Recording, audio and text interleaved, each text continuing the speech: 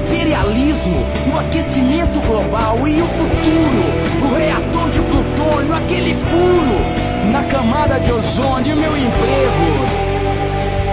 e o meu sossego, e o meu sossego, e o meu sossego, e o meu sossego.